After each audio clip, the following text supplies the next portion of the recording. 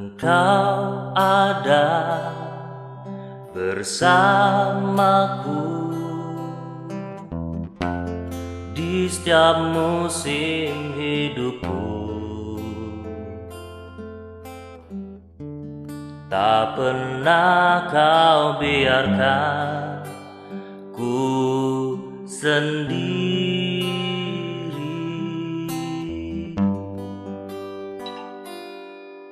Kekuatan di jiwaku adalah bersamamu. Tak pernah ku ragukan kasih-Mu.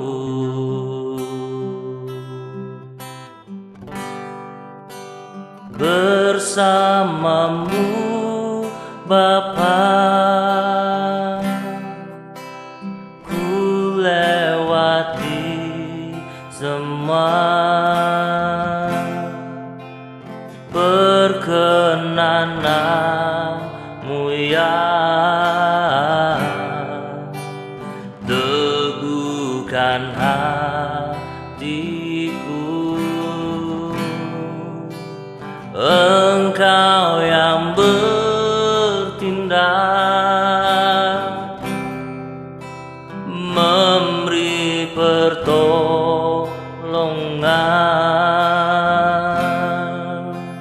Anugerah-Mu besar melimpah bagiku.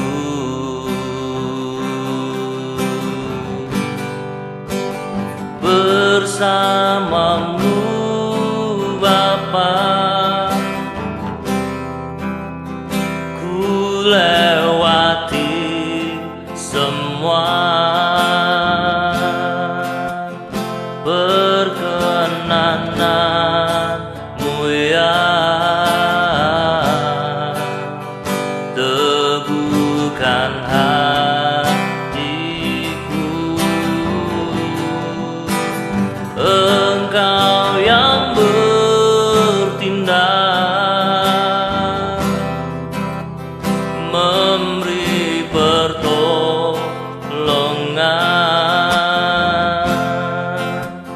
Anugerah-Mu besar berlimpah bagiku.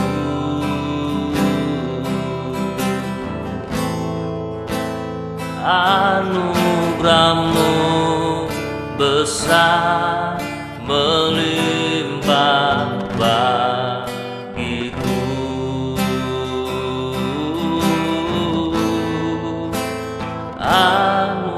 Anugerah-Mu besar berlimpah bagiku.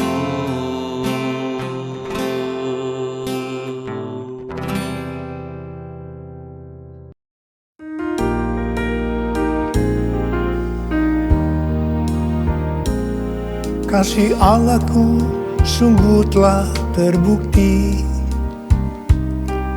ketika Dia serahkan anaknya. Kasih Allah mau berkorban bagi kau dan aku. Tak ada kasih seperti kasih-Mu. Bersyukur, bersyukur, bersyukur. Oh, bersyukur karena kasih setia-Mu.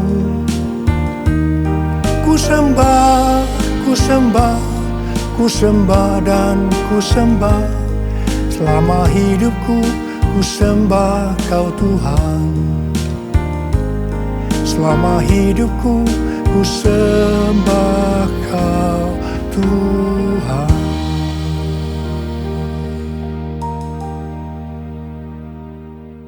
Hari ini adalah Jumat Agung, di mana kita memperingati kematian Tuhan Yesus. Kita akan merenungkan kembali kasih Tuhan Yesus yang luar biasa yang diberikan kepada kita semua. Saya mau mengatakan sesuatu kepada saudara, bahwa apapun yang kita alami hari-hari ini, dalam pandemi COVID-19 dan krisis ekonomi, kita harus tahu bahwa Tuhan Yesus sangat-sangat mengasihi kita semua. Yang paling penting kita harus mengerti bahwa kasih Tuhan Yesus kepada kita adalah supaya kita diselamatkan. Jadi melalui segala peristiwa ini, kita harus ingat seperti yang terdapat dalam Roma 8 ayat 28 yang berkata, kita tahu sekarang bahwa Allah turut bekerja dalam segala sesuatu, baik enak maupun tidak enak, untuk mendatangkan kebaikan bagi mereka yang mengasihi Dia. Apakah saudara mengasihi Tuhan Yesus?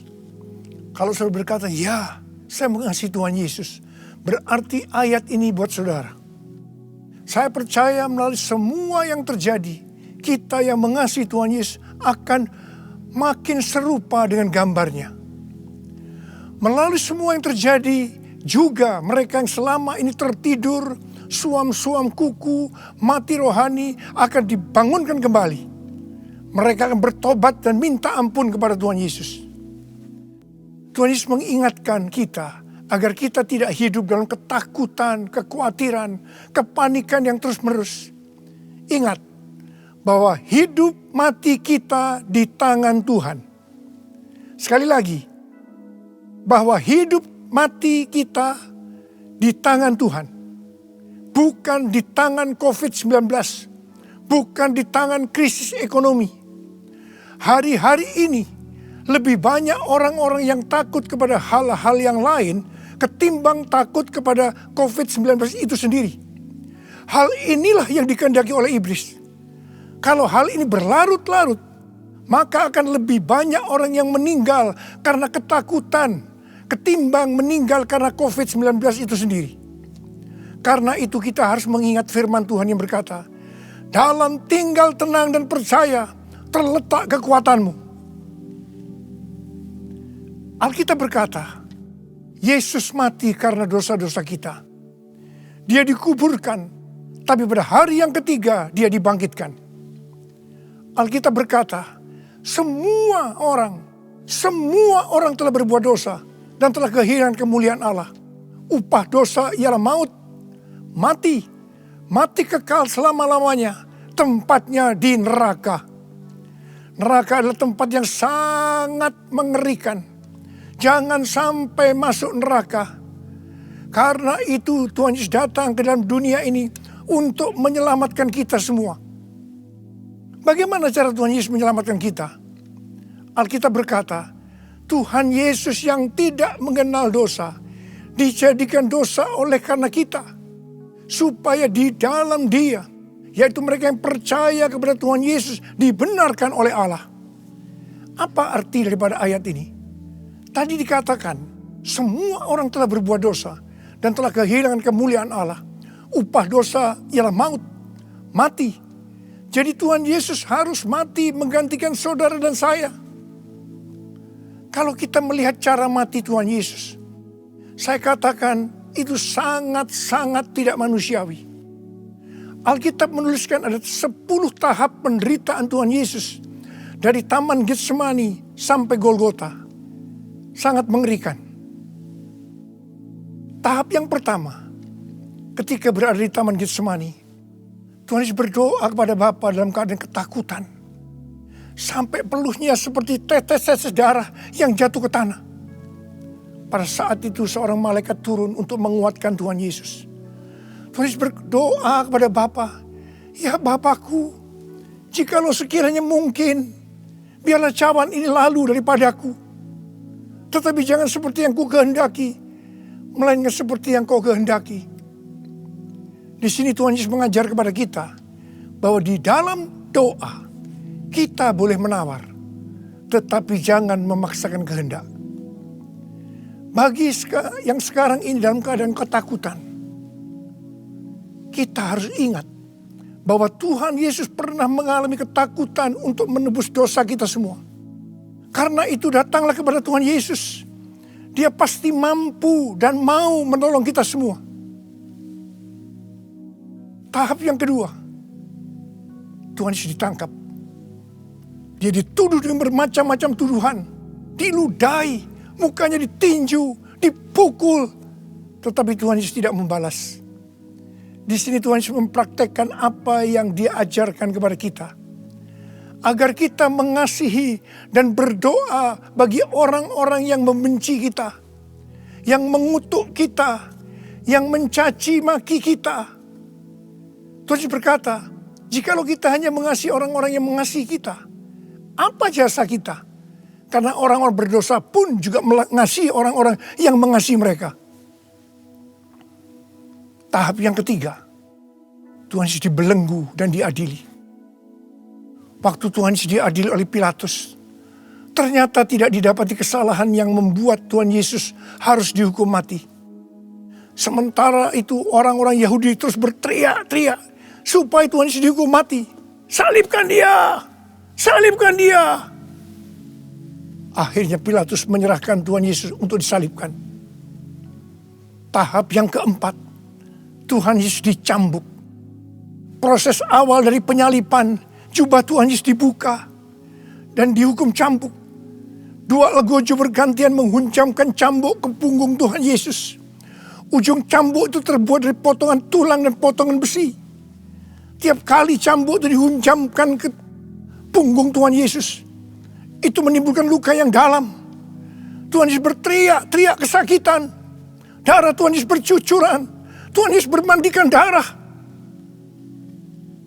Tahap yang kelima, kepala Tuhan Yesus diberi mahkota duri.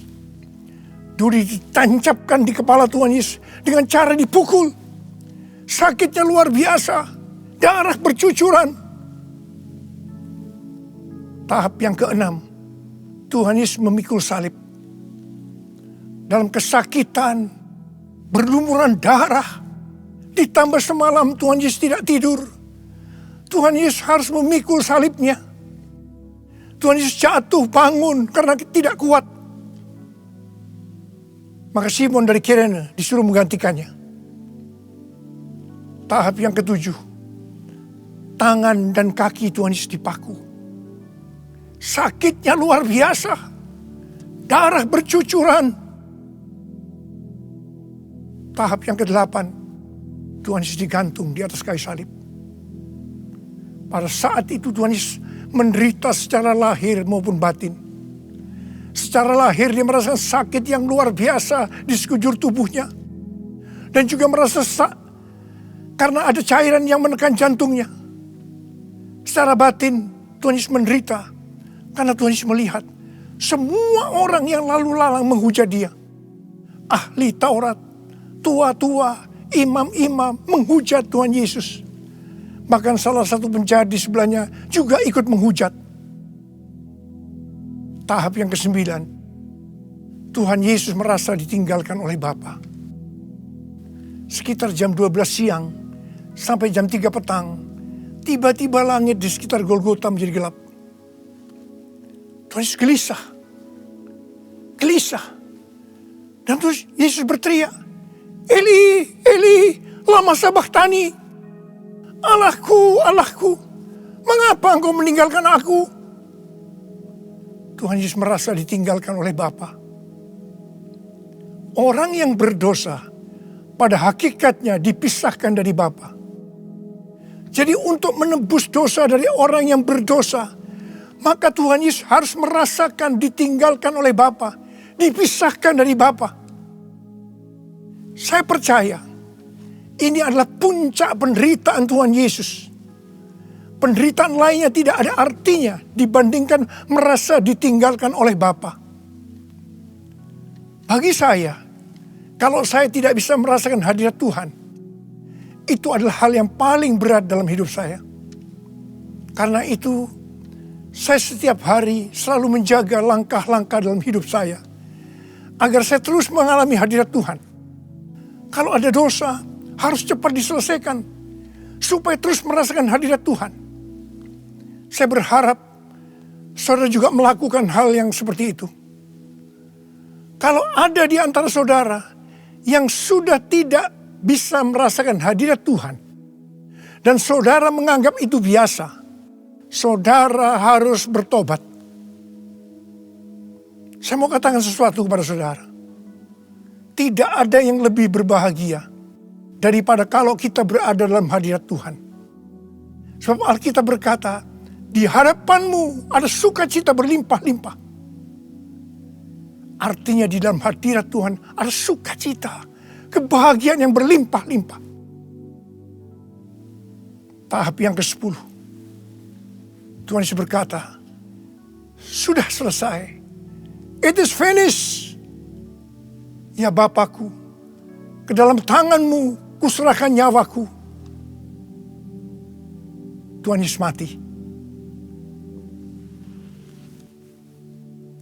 Pertanyaannya, mengapa Tuhan Yesus harus mati dengan cara demikian?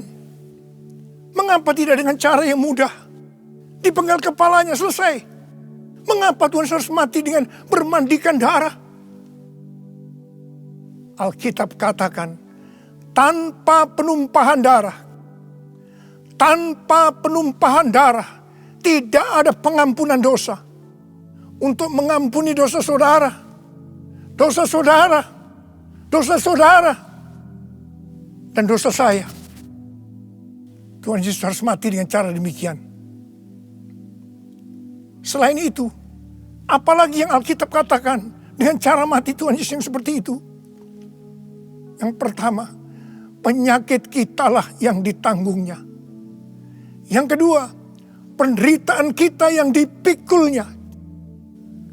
Yang ketiga, oleh bilur-bilurnya kita disembuhkan. Tak terukur kasih-Mu Yesus, Kau telah mati gantikan diriku. Kau curahkan darah-Mu untuk tebus dosaku. Layaklah Kau Tuhan dipuji dan disembah dengan segenap hatiku. Layaklah Kau Tuhan dipuji dan disembah dengan segenap jiwa ragaku. Dengan segenap jiwa ragaku. Dengan segenap jiwa ragaku. Tuhan Yesus mati karena dosa-dosa kita. Dia dikuburkan, tetapi pada hari yang ketiga Dia dibangkitkan. Haleluya! Tuhan Yesus tidak selamanya mati, tetapi pada hari yang ketiga Tuhan Yesus dibangkitkan. Apa yang Alkitab katakan kalau sampai Tuhan Yesus tidak bangkit? Yang pertama, sia-sialah pemberitaan firman Tuhan. Saya di sini memberitakan firman Tuhan tidak ada artinya. Sia-sia. Tapi puji Tuhan, Tuhan Yesus hidup. Tuhan Yesus bangkit, pemberitaan firman Tuhan menjadi tidak sia-sia. Hal yang kedua, kalau sampai Tuhan Yesus tidak bangkit, sia-sialah kepercayaan kita. Dan kita akan tetap mati di dalam dosa-dosa kita. Demikian juga dengan orang-orang yang mati di dalam Tuhan. Mereka akan tetap binasa. Tetapi puji Tuhan, Tuhan Yesus bangkit. Kita tidak akan mati di dalam dosa-dosa kita. Tetapi kita akan bersama-sama dengan Tuhan Yesus selama-lamanya. Katakan amin. Hal yang ketiga, kalau sampai Tuhan Yesus tidak bangkit, kita adalah orang-orang yang paling malang dari segala manusia. Tetapi puji Tuhan, Tuhan Yesus bangkit. Kita bukan orang-orang yang paling malang dari segala manusia, tapi justru orang yang paling beruntung dari segala manusia. Ada berapa banyak di antara saudara orang-orang yang paling beruntung dari segala manusia? Angkat tangan saudara. Sebab Dia hidup, ada hari esok. Sebab Dia hidup, ku tak gentar. Karena ku tahu Dia pegang hari esok. Hidup jadi berarti sebab Dia hidup. Hidup jadi berarti sebab dia hidup. Hidup jadi berarti sebab Yesus hidup. Karena Tuhan Yesus hidup, maka ada hari esok. Karena Tuhan Yesus yang pegang hari esok saudara dan saya, dia hidup. Dia berkata kepada kita, jangan kamu takut, jangan kamu khawatir, jangan kamu panik. Karena Tuhan Yesus hidup, maka dia memerintahkan kepada kita untuk menghardik COVID-19 dan krisis ekonomi dengan berkata, diam, tenanglah. Mari, saya mau ajak saudara, kita bersama-sama menghardik COVID-19 dan krisis ekonomi. Mari katakan bersama saya, dalam nama Yesus, dalam nama Tuhan Yesus, aku perintahkan kau, COVID-19, krisis ekonomi, diam, tenanglah. Diam, tenanglah. Mari kita berdoa agar nubuatan para nabi yang mengatakan pandemi COVID-19 akan selesai pada waktu Paskah. Hal itu akan digenapi. Hal itu akan terjadi. Katakan amin. Karena Tuhan Yesus hidup, kita akan melihat Pentakosta ketiga akan digenapi. Di mana melalui semua peristiwa yang sedang terjadi saat ini, penuaian jiwa yang terbesar dan yang terakhir sebelum Tuhan Yesus datang kembali, itu terjadi. Kita akan melihat bangkitnya generasi Yeremia, yaitu generasi anak-anak muda yang dipenuhi dengan Roh Kudus, cinta mati-matian kepada Tuhan Yesus, tidak kompromi terhadap dosa, dan akan memenangkan banyak jiwa. Kepada kita, orang yang sungguh-sungguh dengan Tuhan, akan diberikan kuasa untuk menyelesaikan amanat agung Tuhan Yesus. Karena Tuhan Yesus hidup, maka mujizat-mujizat yang dilakukan oleh Tuhan Yesus masih ada sampai dengan hari ini. Orang buta melihat, orang lumpuh berjalan, orang tuli mendengar, orang mati dibangkitkan, orang kusta menjadi tahir, dan kepada orang miskin diberitakan kabar baik. Karena Tuhan Yesus hidup, maka di dalam pandemi COVID-19, Tuhan menyuruh kita memperkatakan Mazmur 91. Mari, saya ajak saudara, mari kita perkatakan bersama-sama. 1, 2, 3. Orang yang duduk dalam lindungan yang maha tinggi dan bermalam dalam naungan yang maha kuasa akan berkata kepada Tuhan, tempat perlindunganku dan kubu pertahananku, Allahku yang kupercayai.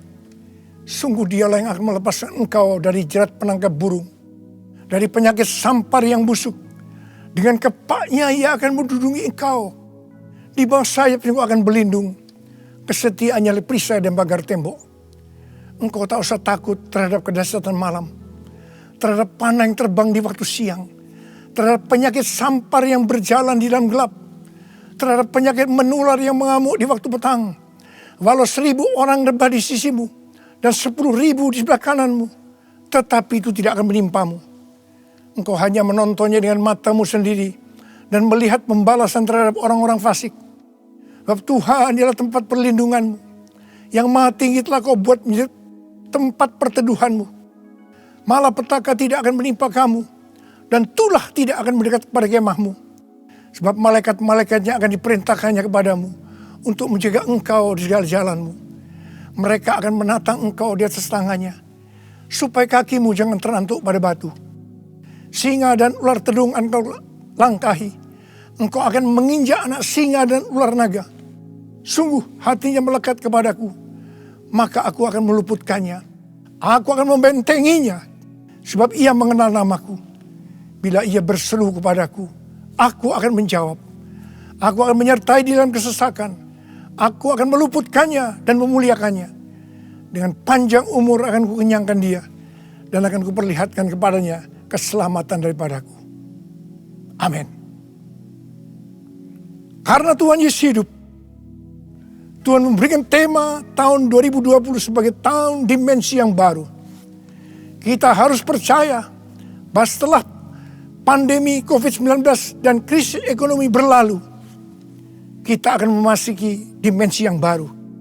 Di mana apa yang tidak pernah kita lihat dengan mata, tidak pernah didengar oleh telinga, dan tidak pernah timbul dalam hati, semuanya itu akan diberikan kepada orang-orang yang mengasihi Tuhan Yesus. Oleh karena kemurahan Tuhan, ku ada sampai hari ini. Oleh karena kebaikan Tuhan, janji-Mu terjadi bagiku. Aku percaya berkat-Mu atasku melimpah. Kebajikan, kemurahan selalu mengikutiku. Ku puji, ku sembah Kau Tuhan. Ku puji, ku sembah Kau Tuhan. Ku puji, ku sembah Kau Yesus. Mari angkat tangan saudara, sembah Dia.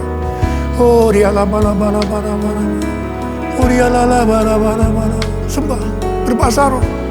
Yang sudah berbahasa roh, berbahasa roh. Oh Dia labakan nama ya. Oh rana bara. Oh Yesus. Oh Yesus, Yesus, Yesus. Oh Yesus, Yesus, Yesus. Oh Yesus, Yesus. Oh rana masikara bara. Oh rana bara.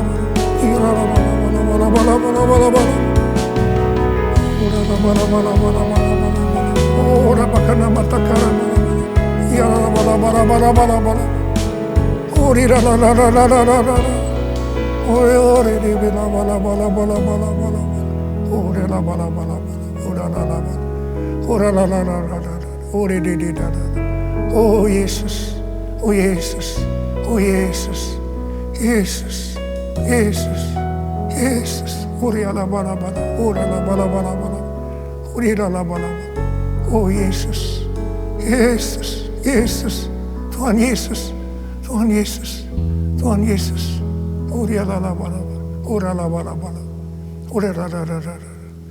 Mari saudara, kita akan masuk dalam perjamuan kudus. Kita akan mengingat ayat ini. Sebab setiap kali kamu makan roti ini dan minum cawan ini, kamu memberitakan kematian Tuhan sampai Ia datang. Perjamuan kudus adalah perjamuan Tuhan Yesus sendiri. Setiap kali kita masuk dalam perjamuan kudus, Tuhan Yesus selalu mengingatkan kepada kita, biarlah ini menjadi peringatan akan aku. Mari, arahkan hati saudara kepada kebaikan Tuhan. Kita akan mengingat kebaikan Tuhan. Mari, tundukkan kepala. Siapakah kami ini ya Tuhan? Sebelum kami mengenal Engkau, kami semua orang berdosa. Upah dosa adalah maut, mati. Tapi Engkau tidak berdosa, telah dijadikan dosa oleh karena kami. Engkau harus turun dari surga mulia, mati ganti kami dengan penderitaan yang luar biasa. Sungguh kalau kau pikirkan betapa baiknya Kau Tuhan, Kau jadikan kami sebagai anak-anak-Mu.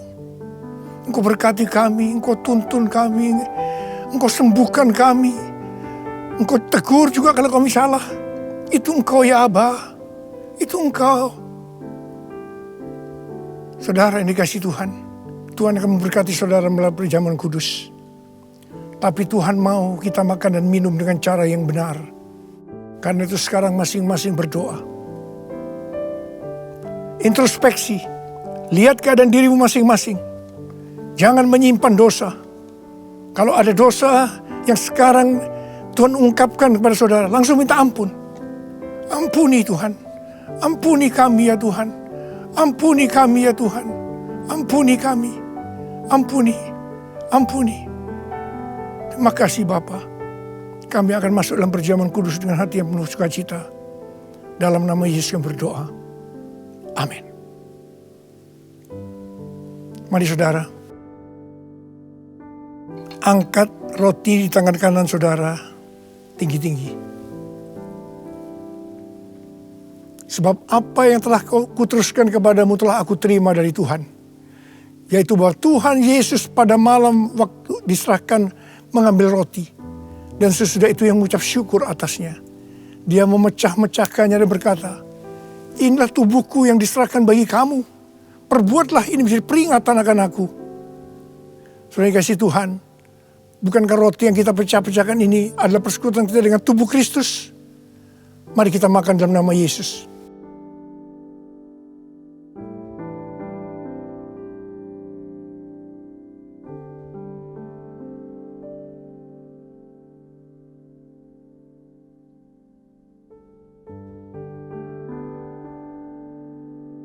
Mari, angkat cawan di tangan kanan kita tinggi-tinggi. Demikian juga ia mengambil cawan sesudah makan lalu berkata, cawan ini adalah perjanjian baru yang dimeteraikan oleh darahku. Perbuatlah ini setiap kali kamu meminumnya menjadi peringatan akan aku. Sudah dikasih Tuhan, bukankah cawan pengucap syukur yang atasnya kita ucapkan syukur adalah persekutuan kita dengan darah Yesus? Mari kita minum dalam nama Yesus.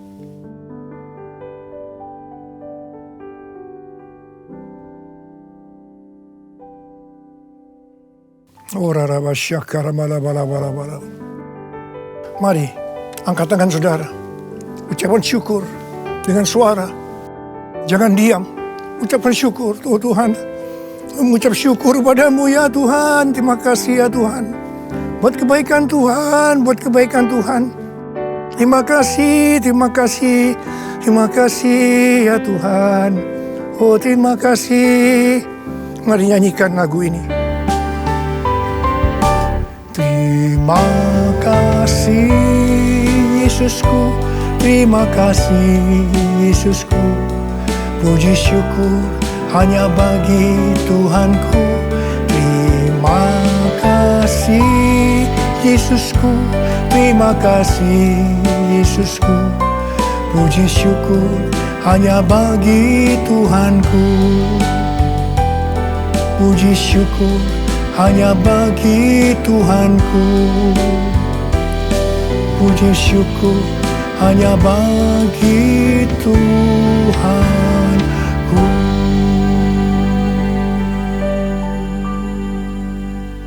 Oh, oh Yesus, Tuhan Yesus, terima kasih buat kehadiran-Mu. Terima kasih buat berkat-berkat-Mu, kesembuhan, kelepasan, jawaban doa, kekuatan yang baru, pengharapan yang baru. Tuhan, anak-anak-Mu diberkati, dikuatkan pada hari-hari ini Tuhan. Pada waktu pandemi COVID-19, krisis ekonomi, Tuhan berikan kekuatan buat anak-Mu, berkati mereka. Hamba sekarang memintakan kepadamu, mereka mungkin ada yang dalam keadaan ketakutan, kebingungan, tidak tahu apa yang diperbuat. Mereka khawatir, dalam nama Yesus. Biarlah damai sejahtera Tuhan turun atasmu saat ini. Ya Tuhan, bagi yang sakit Tuhan, dalam nama Yesus, sembuh dalam nama Yesus. Sembuh dalam nama Yesus. COVID-19 aku perintahkan kau pergi, dalam nama Yesus. Dalam nama Yesus. Sembuh dalam nama Yesus. Bapa, berkatilah anak-anak-Mu yang saat ini mereka berada di rumah-rumah. Hamba-Mu tahu ini semua adalah rencana-Mu. Untuk kami lebih sungguh-sungguh dengan Tuhan. Kami lebih sungguh-sungguh dengan keluarga ya Tuhan. Terima kasih Bapa, terima kasih. Terima kasih. Semua ini akan selesai. Semua akan selesai. Dan anak-anak-Mu akan meningkat. Iman mereka, kerohanian mereka. Mereka menjadi serupa dengan gambar Tuhan Yesus. Dan mereka semua akan dipakai oleh Tuhan untuk memenangkan banyak jiwa. Kami sedang memasuki Pentakosta yang ketiga ya Tuhan. Berkati anak-anak-Mu semuanya. Berkati anak-anak-Mu, Engkau cukupkan, malah berikan mereka hidup yang berkelimpahan di tengah-tengah resesi ekonomi saat ini. Berkat-Mu melimpah, terima berkat Tuhan. Terima, terima, terima. Dalam nama Yesus. Amin. Mari angkat kedua tangan saudara, terima berkat Tuhan. Kasih karunia yang berlimpah-limpah daripada Allah Bapa di dalam anak yang tunggal Yesus Kristus. Persekutuan yang manis dengan Roh Kudus menyertai saudara sekalian mulai hari ini sampai Tuhan Yesus datang menjemput kita di awan-awan dan bahkan sampai selama-lamanya. Yang percaya bersama-sama katakan, amin.